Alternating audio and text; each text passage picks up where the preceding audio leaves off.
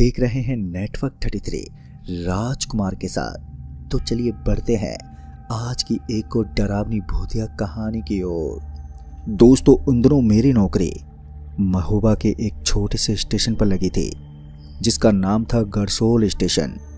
उस दिन मेरी नौकरी का वो पहला दिन था जिस दिन मैंने नौकरी ज्वाइन की थी और मुझे प्लेटफार्म नंबर 4 पर सफाई करने का काम दिया गया था। मेरी रात की शिफ्ट थी और टाइमिंग था रात 9 बजे से सुबह 6 बजे तक का।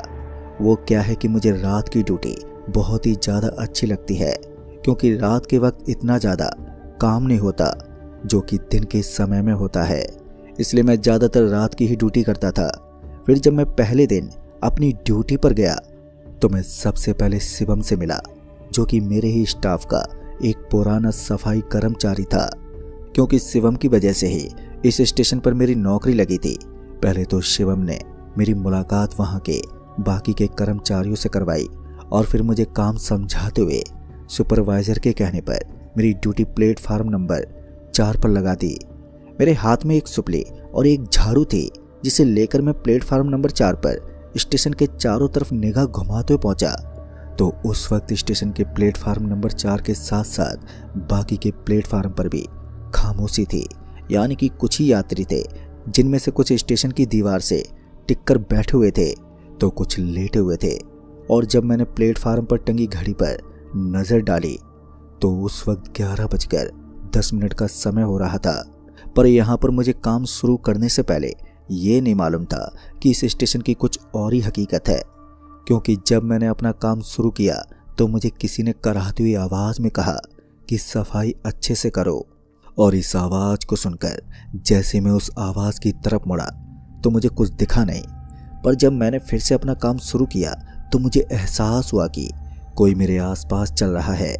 पहले तो मुझे लगा कि ये सब मेरे मन का भ्रम है, लेकिन मेरी चीख ने प्लेटफार्म नंबर 4 पर लोगों को इकट्ठा कर दिया। और इसकी वजह थी एक औरत जिसका चेहरा खून से सना हुआ था जो मुझे झाड़ू लगाते हुए फर्श पर दिखा था। वहां पर जमा लोगों ने मेरे ऐसे घबराने का जब कारण पूछा तो मैंने घटी घटना का जिक्र उन सभी से किया। उन सभी ने मेरी बातें तो सुनी पर किसी ने कुछ कहा नहीं। पर इसी बीच शिवम भी मेरे पास आ गया और मुझे अपने साथ सफाई कर्मचारी स्टाफ रूम में ले गया। स्टाफ रूम में ले जाते ही सबसे पहले उसने मुझे एक गिलास पानी दिया और मुझे शांत करते हुए पूछा, अरे मनोज, क्या हुआ तेरे साथ? तो इतना घबरा क्यों गया था? जिस पर मैंने शिवम को सारी बात बताई तो शिवम ने मुझे बताया कि ये स्टेशन है, यहाँ पर कोई ना कोई घटना होती रहती है जिस वजह से यहाँ पर ऐसी घटना होना आम बात है। लेकिन डरने वाली कोई बात नहीं है। इन सब चीज़ों पर तू ज़्यादा ध्यान मत दे, बस अपने काम से काम रख। शिवम ने मेरी बातों को ज़्यादा सीरियसली नहीं लिया और मुझे इस तरह से समझा कर चला गया जैसे कि एक छोटे बच्चे को समझा दिया जाता है। लेकिन मैं ही जानता हूँ कि मेरे ऊपर उस वक्त क्या बीत रही थी। मेरे अंदर का डर मुझे फिर से वहां पर काम करने की इजाज़त नहीं दे रहा था। लेकिन मेरी मजबूरी भी कम नहीं थी। नौकरी का पहला दिन था और अगर मैं उसी दिन पीछे हट जाता तो शायद ये काम हमेशा के लिए मेरे हाथ से निकल जाता। मैं खुद को संभालते हुए दोबारा से स्टाफ रूम से बाहर निकला और अपने हाथों में सुपली झाड़ू थाम ली। इसी बीच एक ट्रेन भी आ गई जिसमें से कुछ यात्री उतरे तो कुछ यात्री जो स्टेशन पर थे वो अपने सफ़र के लिए ट्रेन से रवाना हो गए और ट्रेन की वजह से ही मेरा ध्यान बट गया। लेकिन अब एक बात थी कि इस स्टेशन पर पहले से ज़्यादा खामोशी थी क्योंकि जो यात्री ट्रेन से उतरे थे वो तो अपने अपने घर चले गए और जो कुछ मौजूद थे वो स्टेशन के कोनों में खर्राटे ले रहे थे। और ऐसे ही मेरे कुछ दिन स्टेशन पर काम करते हुए बीते। मैं रोज़ाना काम पर आता और एक डर के साथ काम करते हुए अपनी ड्यूटी पूरी करता। फिर ऐसे ही एक रोज़ प्लेटफार्म नंबर 4 पर एक और घटना घटी। लेकिन इस बार वो घटना मेरे साथ नहीं बल्कि एक यात्री के साथ घटी थी। दरअसल वो यात्री उस रात अपनी ट्रेन के आने का इंतज़ार कर रहा था। रात के लगभग 11:17 हो रहे होंगे कि वो यात्री एकदम से ज़ोर से चीखा और चीखते हुए बेहोश हो गया। स्टेशन पर मौजूद सभी लोग उस यात्री के पास पहुंचे और जब उस यात्री को होश आया और फिर जो उसने बताया वो वाकई में रूह को कपकपा देने वाला था।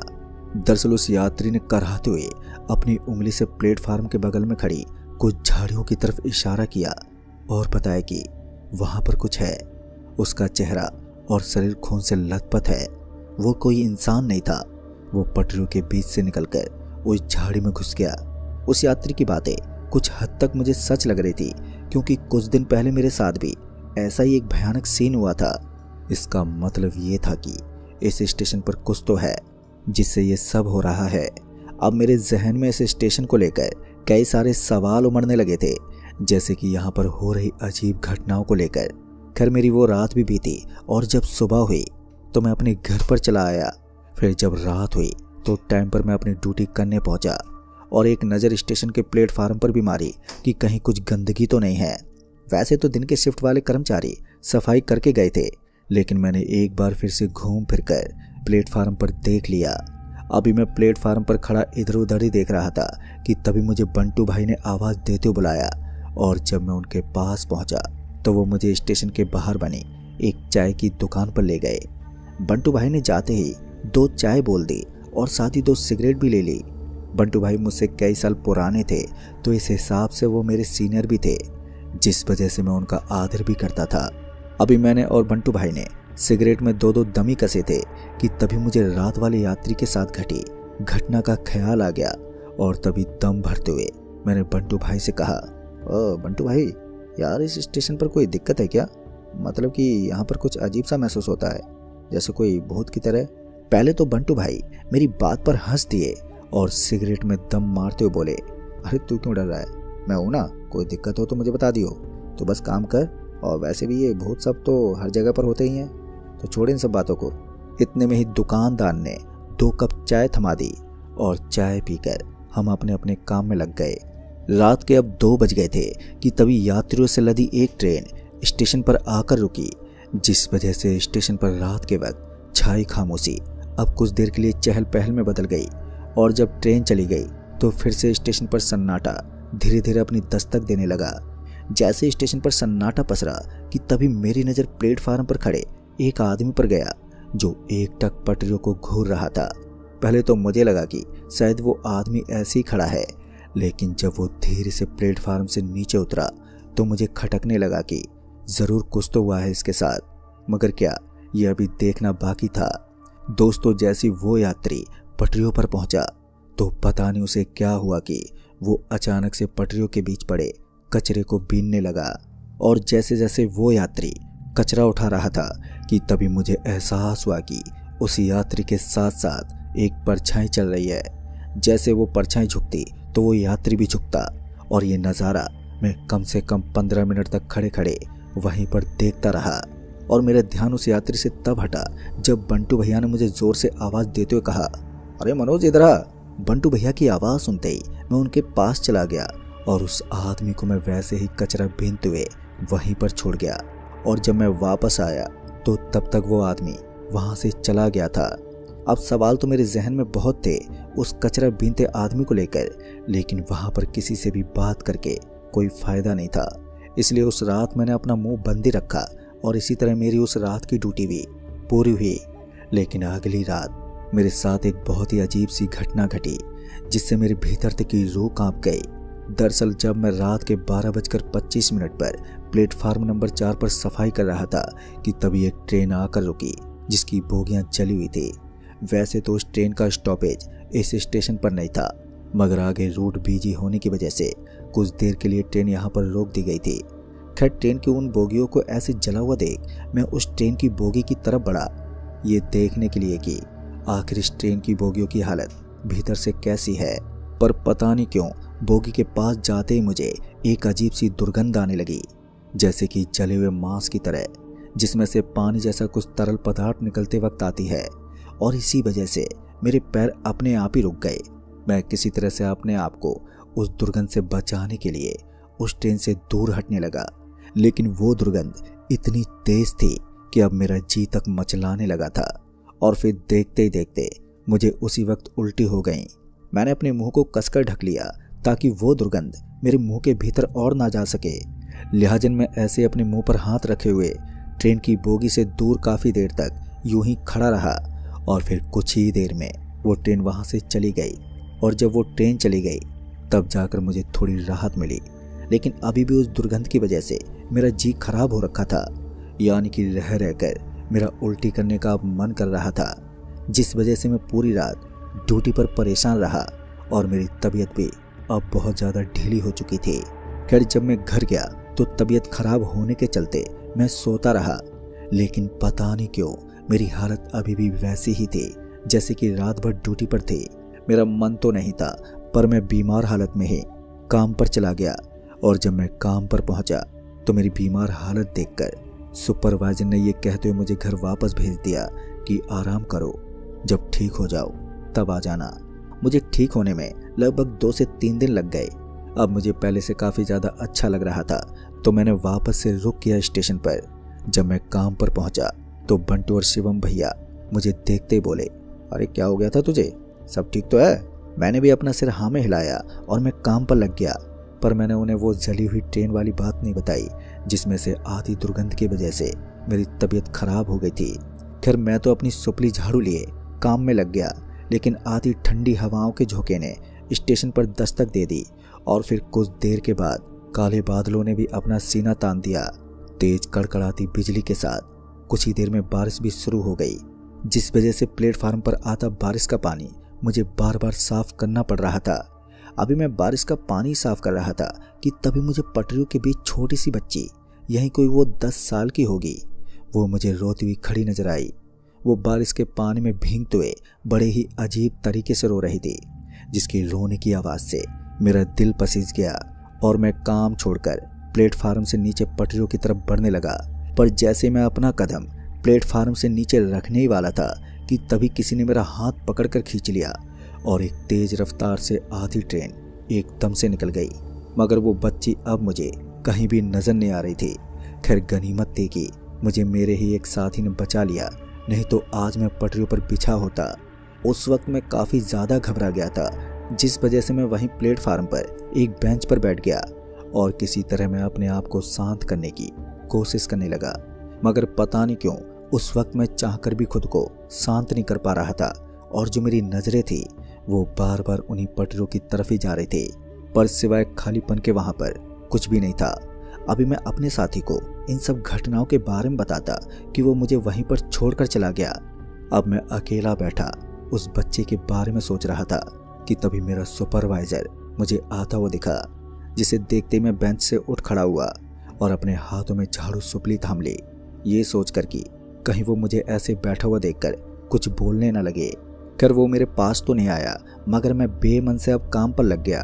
दोस्तों अभी मैं काम में लगा ही हुआ था कि उसी वक्त मुझे लगा जैसे प्लेटफार्म के आखिरी सिरे से कोई घिसटते हुए चल रहा हो, जिसे देखते ही झाड़ू अपने आप ही मेरे हाथों से धीमी हो गई। और जब मैंने ध्यान से देखा तो वहां एक धुंधली सी आकृति दिखाई दी जो रोशनी में आते ही गायब हो गई। अब ये सब देखकर मेरे पैरों में जैसे जान ही नहीं रही थी। मेरा मन कर रहा था कि सब छोड़ छाड़ कर यहाँ से भाग जाऊं, लेकिन मैंने किसी तरह से खुद को रोक लिया। मैंने काम तेज करने की कोशिश की, बस ये सोचकर कि जल्दी से ये प्लेटफार्म साफ हो जाए और मैं किसी दूसरी जगह पर चला जाऊं। तभी मुझे फर्श पर कुछ गीला गीला सा दिखा और जब मैंने पास जाकर देखा तो वो पानी नहीं था, बल्कि वो गाढ़ा काला सा दाग था, जैसे कि वो बहुत पुराना खून हो। और उस खून को देखते ही उसी पल मेरे कानों में करहाने जैसी आवाज़ गूंजी, जिसे सुनते ही मेरे पूरे शरीर में सिरहन सी दौड़ गई। मुझे ऐसा लगा जैसे प्लेटफार्म नंबर 4 की दीवारें, छत और पटरियां सब मिलकर कोई पुराना दर्द दोहरा रहे हों। और उसी पल मेरी सांसें भी बहुत तेज हो गईं और आंखों के सामने बहुत ही अजीब सी तस्वीरें बनने लगी। एक औरत जो खून से लथपथ थी, वो प्लेटफार्म पर गिरती हुई और चारों तरफ फैला अंधेरा ही मुझे नजर आ रहा था। पर मैं किसी तरह हिम्मत जुटाकर स्टाफ रूम की तरफ भागा, लेकिन उस रात मैंने किसी से कुछ कहा नहीं। लेकिन मन में एक बात साफ बैठ चुकी थी कि गरसोल स्टेशन सिर्फ ईंट पत्थर और पटरियों का ढांचा नहीं है, यहाँ पर कुछ ऐसा कैद है जो रात के अंधेरे में जाग उठता है, खासकर प्लेटफार्म नंबर 4 पर। फिर उसके बाद मेरी हर रात की ड्यूटी एक डर के साथ ही शुरू होती और उसी डर के साथ खत्म होती। और मुझे धीरे धीरे अब समझ में आने लगा कि उस पहली रात मैंने जो देखा था वो कोई भ्रम नहीं था, बल्कि इस स्टेशन की एक ऐसी सच्चाई थी जिसे जान लेने के बाद कोई भी इंसान पहले जैसा नहीं रह पाता।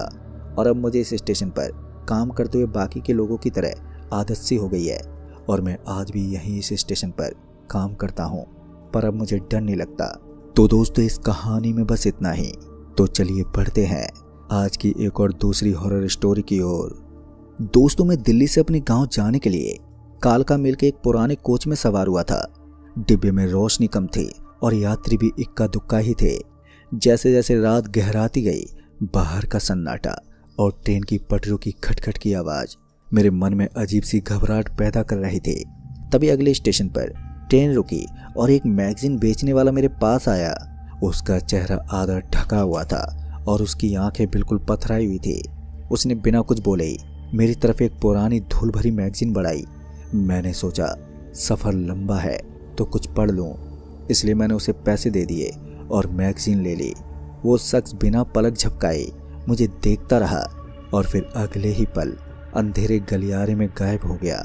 मैंने मैगजीन के पन्ने पलटना शुरू किया। पन्ने पीले पड़ चुके थे और उनमें से एक अजीब सी सड़न की बदबू आने लगी थी। जैसे मैं बीच के पन्ने पर पहुंचा तो मेरे हाथ कपकपाने लग गए।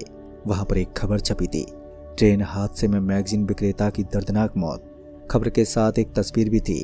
वो चेहरा बिल्कुल उसी आदमी का था जिससे मैंने अभी अभी मैगजीन खरीदी थी, लेकिन तस्वीर में उसका चेहरा आधा कटा हुआ और लहूलुहान था, जिसे देखते ही मेरी चीख निकलते निकलते रह गई। जब मैंने फिर से ध्यान से देखा तो उस तस्वीर वाली आकृति की आंखें हिल रही थी।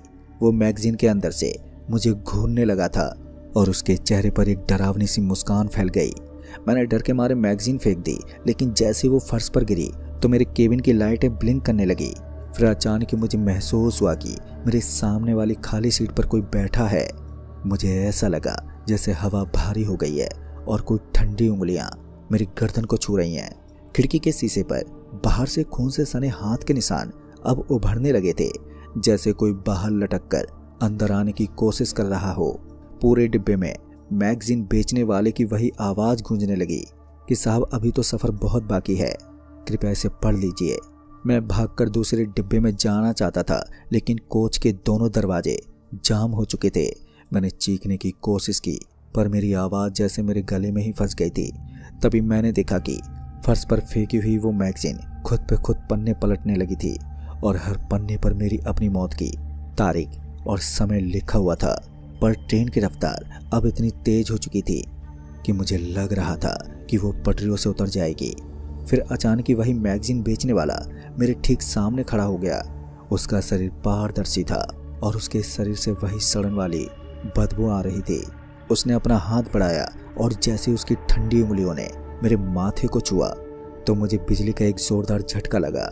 मेरी आंखें तब खुली जब सुबह के उजाले में किसी ने मुझे झकझोर के उठाया था। मैं अकेला उसी कोच में फर्श पर पड़ा हुआ था। ना वहां पर मैगजीन थी और ना ही वो आदमी। पर ट्रेन के उतरने के बाद मैं पसीने से लथपथ अपने घर पहुंचा। मुझे लगा कि शायद खुली हवा और अपनों के बीच रहने से वो डर कम हो जाएगा, लेकिन जैसे मैंने अपने कमरे का दरवाजा खोला तो मेरी रूह फना हो गई। मेरे बिस्तर पर वही पुरानी सड़ी हुई मैगजीन रखी हुई थी जिसे मैंने ट्रेन के फर्श पर फेंक दिया था। अब मेरी समझ में नहीं आ रहा था कि जो चीज़ मैं मीलों पीछे छोड़ आया था वो मेरे कमरे में मुझसे पहले भला कैसे पहुंच गई। मैंने कांपते हाथों से उसे उठाया और कूड़ेदान में फेंक दिया। उस रात मैं सो नहीं सका। रात के करीब 2 बजे सन्नाटे को चीरती हुई एक आवाज़ आई, जैसे कि कोई पन्ने पलट रहा हो। मैंने देखा कूड़ेदान से निकलकर वो मैगजीन फर्श पर पड़ी हुई थी और उसके पन्ने अपने आप ही बड़ी तेजी से पलट रहे थे। पर उस रात के बाद मेरे साथ ऐसी घटनाएं घटने लगी जिसका कोई तर्क ही नहीं था। एक सुबह जब मैं आईने के सामने खड़ा होकर अपना चेहरा धो रहा था तो मैं आईने में दिखा नहीं। उसकी जगह वही आधा कटा हुआ चेहरा दिख रहा था जो मैगजीन में छपा हुआ था। उस आईने के अंदर से हाथ निकलकर मेरा गला घोटने की कोशिश कर रहा था। हर रात ठीक उसी समय जब ट्रेन उस स्टेशन से गुजरती थी तो मेरे कमरे के बाहर गलियारे में किसी के चलने की आवाज़ आती। ऐसा लगता जैसे कोई भारी बोरा घसीट रहा हो और रह रह कर आवाज़ आती। कमरे की दीवारों पर अपने आप ही खून जैसे लाल रंग से अजीबोगरीब आकृतियां बनने लगी। गौर से देखने पर वे शब्द नहीं बल्कि उस हादसे के दृश्य थे जिसमें वो मैगजीन वाला मरा था। फिर एक रात बर्दाश्त की हद पार हो गई। मैं गहरी नींद में था कि अचानक ही मुझे लगा कि मेरा दम घुट रहा है। जब मैंने आंखें खोली तो मैंने देखा कि वो मैगजीन बेचने वाला मेरे सीने पर बैठा है। उसका वजन किसी लोहे की चट्टान जैसा भारी था। उसकी काली पड़ चुकी आंखें मेरी आंखों में धसी हुई थी। उसने अपना सड़ा हुआ हाथ आगे बढ़ाया और मेरे गले पर रख दिया। उसकी आवाज किसी फटे हुए लाउड स्पीकर जैसी थी जो मुझसे बोल रहा था, तुमने कहानी पूरी नहीं पढ़ी। उसने जबरदस्ती वो मैगजीन मेरे चेहरे के सामने रख दी। अब उस मैगजीन के कवर पर मेरी तस्वीर थी और हेडलाइन थी, मुकेश यादव की रहस्यमय मौत।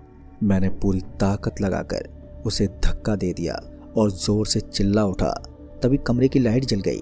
मेरा छोटा भाई कमरे में आया तो उसने देखा कि मैं फर्श पर गिरा हुआ था और मेरा गला नीला पड़ चुका था।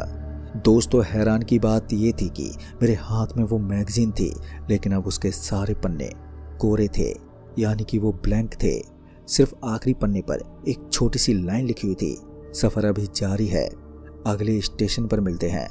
पर आज भी जब मैं सोता हूँ तो मुझे अपने कमरे के कोने में एक साया खड़ा हुआ दिखाई देता है जिसके हाथ में ढेर सारी मैगजीन होती हैं।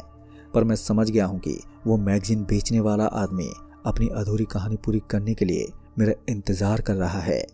तो दोस्तों, इस कहानी में बस इतना ही। कहानी आपको पसंद आई हो तो वीडियो को लाइक शेयर कमेंट जरूर कर दें। तो मैं आपका दोस्त राजकुमार जल्द ही मिलूंगा ऐसी और भी डरावनी कहानियों के साथ। तब तक के लिए बाय एंड टेक केयर।